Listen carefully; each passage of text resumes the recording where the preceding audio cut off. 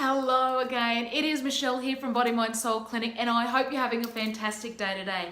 And no matter where you're coming from, I really hope you're enjoying the Commonwealth Games that are occurring on the Gold Coast here at this particular point in time. We are doing a fantastic job here, and I'm so proud of all of those that are partaking in the Commonwealth Games. You know, it's been absolutely fantastic for the Gold Coast. Look, today I'm talking about overthinking. Now, the reality is what is it? I know that we've all experienced, but what is overthinking? So overthinking is when we think about something for far too long and far too much. So we start ruminating on something for longer than it really needs to be. Look, the reality is we all do this. Overthinking is a way our brain likes to make sense of what's happening in the world around us at that particular point in time. It's a way to make sense of what's happening around us, but it's also a way to help us problem solve or even analyze the situation that we're currently in at that particular point. But often we end up overthinking every minute little detail. And the problem with that is that it can often lead to worry. We start personalizing things more, so we start wondering how much, of this might be our fault or what we've done in something, or we could even start mind reading around a situation and wonder what people are thinking about us or the particular situation at hand.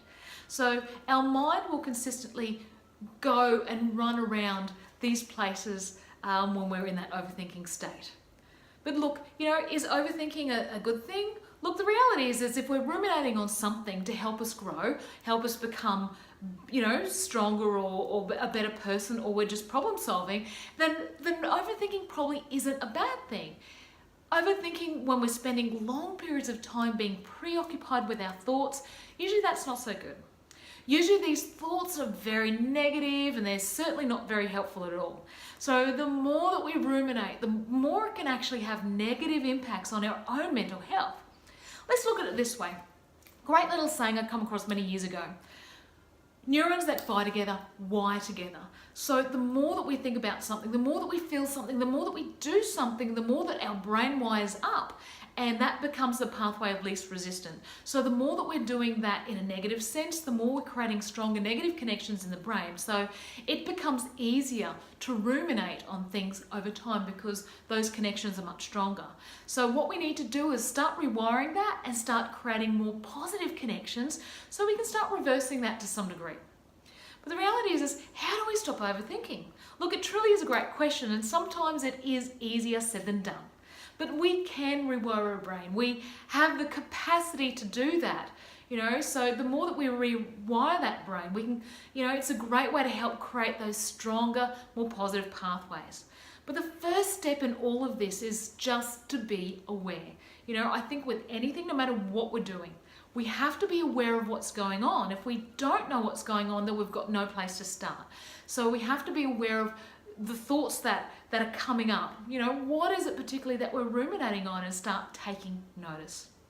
So that's one step. Another thing we can do is practicing mindfulness. Now, I love mindfulness. Mindfulness is a great way to help start managing some of those unhelpful thoughts that tend to surface. It can also help us become a lot more present in that moment. And the more present we are, the less those unhelpful thoughts are able to be in that moment. It helps quieten that mind down. Look, the reality is it's probably as bad as close to an off switch as I've actually found. Another thing we could do is actually change our focus, because what we focus on, we feel. Like if you imagine your brain like a camera lens and we focus on particular things at different times, that's what we're going to feel, that's what we're going to experience.